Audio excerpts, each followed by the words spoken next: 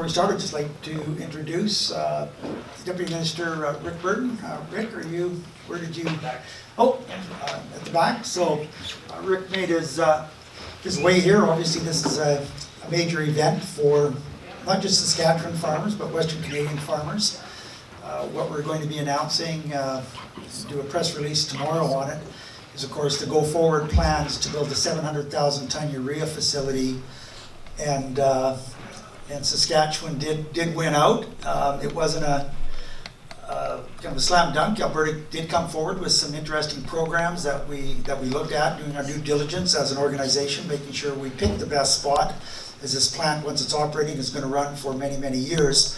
So we do have to appreciate that the Saskatchewan government, through its various departments, stepped up and offered us quite a suite of programs that we're going to be able to take advantage of as Genesis Fertilizers over quite a number of years. So we really do appreciate what the government has done, and it's not just the program of support. What we found in our initial meetings with the family of Crown corporations and meeting with Sask Energy, Sask Power, and Sask Gas is just the willingness and the attitude to make sure that this comes to fruition.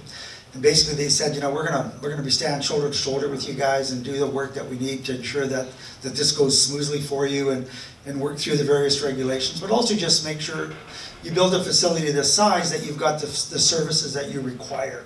And that was one of our key meetings before we made this, made the final decision, is just the fact that Saskatchewan was prepared to do what was required to service the project and ensure that it's supported, and also, of course, the farmers are going to benefit from this for years. So it's not just, we appreciate the Department of Agriculture and the work that they've done, but it's also the Department of Economic Development and Trade. So I think the whole province chipped in, and just before we started, I think we should give the government a hand for stepping up and really helping us out to make this a reality. So I think what I'll do is just, I'm going to do a quick run through. I know a lot of you have already invested. I see some of you that I recognize here, some of you haven't. But I'm going to do just a high level run through of the project, how it's set up, not just corporate wise, but also the overview of the timing, and kind of how we got to where we are today. So yeah, the official name is Genesis Fertilizers Limited Partnership. We formed that so that when the farmers are coming on board, it is an LP, and you get some different, certain advantages. But it is a formal partnership. When it comes right down to it, I've got it on my screen, so I don't have to look back. When it comes right down to it, it's all about vertically integrating. And urea fertilizer is one of those special products that we can make from a feedstock that we have basically under our feet, convert that gas that's technically landlocked, or a lot of it is, so we have plentiful gas, and we can convert that to urea. And the issue with urea, of course, the price is set over at the Black Sea and then NOLA, so by the time it gets here, they keep adding this freight to it. So, you farmers in the room, you guys are fortunate that you get to pay some of the highest prices for your fertilizer in the world, and yet we're in an area here in Western Canada where we can almost make it I'm going to say the cheapest, but in the lowest quartile of production in the world. So like we like to say here, guys, we're basically going from the gas field to the farm field. And the beauty of the Genesis model is, you'll see you got the plant, you got Genesis Fertilizers in the middle, and then you got the distribution centers, but you can add another picture, which is the farm field. Those big white bins. We got Meridian coming in next. I'm sure they'd love to be here and sell you guys some bins, but yeah, we're going to be going from the gas field to the farm field. And the goal, of course, is for farmers to capture all of that inherent margins and the value in that chain. So that's how the program is going to work. We call it a step change here. We call it a step change in what's going on here. So the fact that farmers can get together and build something as momentous as this project, which is estimated to be about $1.7 billion, so it's a big deal, right? So this is really the first time that farmers have come together with this kind of a capital initiative to build something that's going to benefit them, and not just for yourselves, but it's for generations. Right? I think as the government of Saskatchewan can recognize, they built Saskferco, or were involved in the building. That plant is 30 years old this year, and if you went and talked to the URA executives and look at their financials, and we don't begrudge them making money, that plant's probably going to make the most money it's ever made in the last year, and it's 30 years old. So when we look at this project, we know it takes some time to start it, to build it, and it's taken a lot of time up to this to get to where we are today. You know, we never stopped. We kept looking at the opportunity where we can go forward, and that's now happened. So we've still got a lot of work to do, right? It's got to raise a lot of capital yet, and once it's done, it's 32 months to build the plant. So why, you know, what's happening in the world today? So you look at this down here, hard to see, but that's kind of the bottom left, right. You'll see that it says Canada is poised to become a net importer of urea this year. Right? We haven't built a new plant in 30 years. You guys know what you're using in your farm today compared to what you did 30 years ago. So right now, it's estimated that it's going to be a 700,000 ton shortfall in Western Canada in terms of production. So we're going to become a net importer. The Genesis plant, estimated to be 700,000 ton, or what it's going to be engineered for, is basically just going to take up that gap. Right? That's all that's going to happen here. So we're not too worried about competitive forces. There's a total net shortage this year of about 5 million ton in North America, and it's estimated to be about 7 million ton in a couple of years. So there's lots of room. We're not overly concerned about competitive pressures. And of course, the other thing about this program, you guys, is that we're going to be sold out, right? The farmers that own the plant are taking the fertilizer, so we're going to have you know, a locked-in clientele. And that's the key here. So you see the number one that we talk about here is the closed-loop system. It really is unique that we're able to produce a product and basically take it right to the end user year after year after year. And of course, the interesting thing is that farmers generally are using the same amount of fertilizer each year, right? So it's not, you don't have these huge variations. Vertical integration, we talked about that. Location, location, location. So again, you know, we look at the Belle Plaine facility, we look at the RM of Pence that's provided support, various government departments, and just the old infrastructure. In that area, you've got Yara there now, you've got Mosaic across the road, you've got a potash mine, another potash mine down the road, and you've got the ethanol plant, you've got a canola crushing plant or processing that's planned down the road. So this area really is a nice industrial park. The organization had the foresight years ago to kind of book the land that we looked at. That would be the ideal location. So we sit literally right on the gas pipelines, maybe a little too close, might have to move one or two, but right along the water supply, the power supply, the railways. You know, we're a couple miles off number one highway. So location, location, location. We can't speak enough about that. We were lucky to get it where we got it, but it's going to save a lot of time and money in the engineering, but also in the long run, just being able to have those services close by. And at the end of the day, besides everything else we talk about, this is a natural gas play, right? We're converting natural gas into urea fertilizer. And natural gas producers in Canada have the same problems that you farmers have.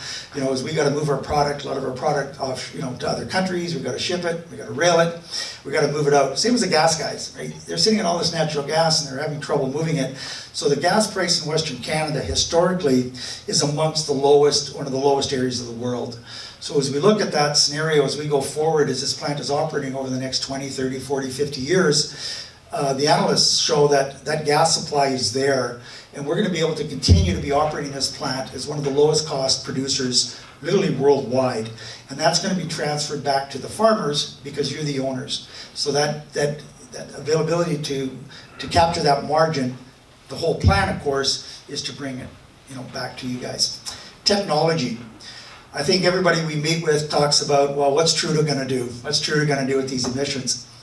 Well, there's a lot to be said about that. We won't get into it too deep today. But the nice thing about building a new plant, right, is we're going to be able to take advantage of the latest technologies. So, sure, the plants operating in Western Canada are doing quite well. Like I said, Yara is 30 years old. The ones in Alberta are getting close to 50, if not more. So when Genesis is building its plant, we're going to be using the latest technology. We're going to be looking at things like blue urea and blue ammonia and those different things that you can do so that the Genesis model, we're going to be capturing, or we're going to be dealing with a lot of that emissions issues. And we're also going to be there to support the farmers down the road to help manage that as well. So it's really, I'm going to say cradle to grave, I'm getting older, but it's kind of, you know, Genesis is going to be there as a multi-billion-dollar organization that you're part of, that's going to have the financial strength and the resources to help you manage those concerns as we go forward. So it's not just about fertilizer today, it's about growing an organization that's going to support you for many generations of your farm, if that makes sense, guys. So Anyways, this has been said many times. You know, here's how it works. You know, it's priced over at the Middle East, and then at Yara, or at NOLA, pardon me, and then it travels up, and we get this fictitious price, right? But it's the world price. It's not the price that it costs to make. So we do have a tremendous advantage to produce it here because the world pricing mechanism does support a high price in Western Canada continually. It doesn't cost that much to make it, so those margins come back to the farm gate. I talked about this a bit earlier, but when you look at this graph here, you see the blue graph and the little one at the end, that's the Alberta exchange. And that's how it compares to some of the European and other exchanges around the world. Historically, it's that blue line in that bottom graph, if you can see it, that's the Alberta exchange, where we're primarily going to be pricing from. So that just shows year in and year out, we're going to be at that low end in terms of our number one feedstock. And if you look at the graph on the left side, that's the difference between the US exchange and the Canadian gas exchange. Again, about a 20 to 25% gap usually between that pricing. So even compared to other plants in North America, US in particular, the Genesis plant is going to be, again, quite productive. Get the other way here. So this is where the rubber hits the road. Right? Rubber hits the road when it costs to build it, and the cost to build. So we spent a lot of time over the last 8-9 years as we were trying to put this project together, and we gained a lot of knowledge, so it wasn't wasted time. We gained a lot of knowledge and understanding what it takes to build a plant and what it costs. What we did decide was to build a smaller plant.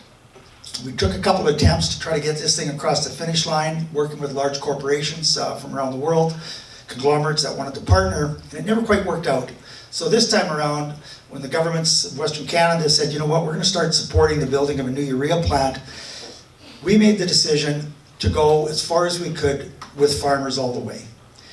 And to do that, we had to lower the size of the plant to 700,000 ton, which is the same size as the plants that are in Alberta.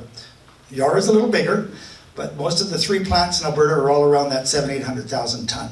So what we're going to do, we're simply going to take those tons, we're going to divide it up, and farmers are investing and joining the organization, becoming an owner based on the amount of tons you use on your farm. So as you own those tons, you're also going to be eligible then for the profits on those tons as we go forward.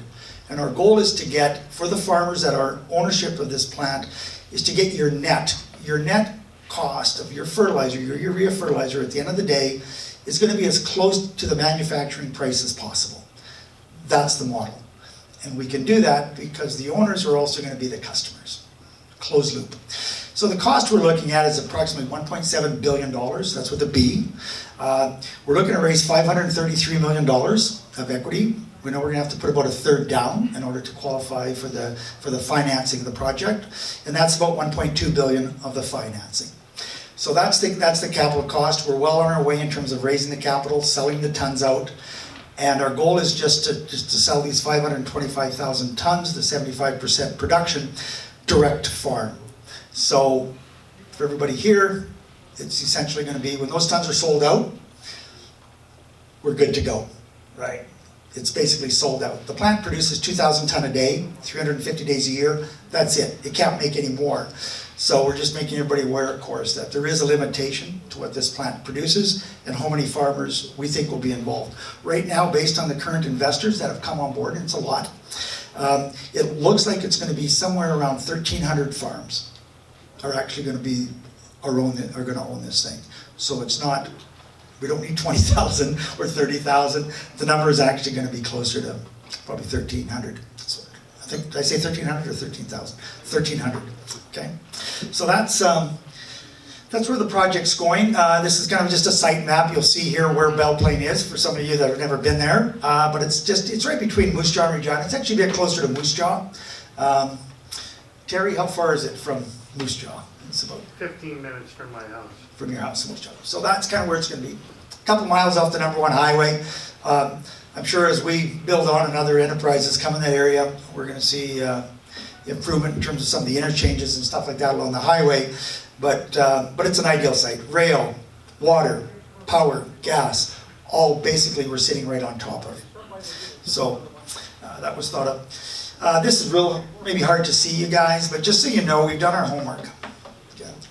We've worked with some of the best analysts in the fertilizer industry around the world, and we've asked them to put together for us a detailed cost analysis of what it looks like long-term, say 10 years out, to manage fertilizer cost or to produce fertilizer in Saskatchewan, at this site in particular.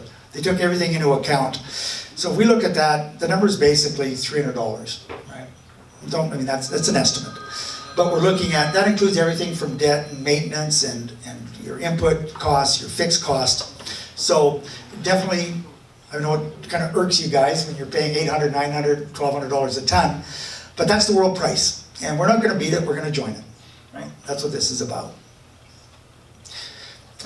Farmer owned, so these are kind of the sites. We're also gonna support the fertilizer plant with 7 distribution centers. One is already built and operational, which is owned by a separate company. Genesis Fertilizers LP will purchase that asset as we go forward. So it'll all be rolled into one. But we're gonna build six more together with the site, that's the yellow dot.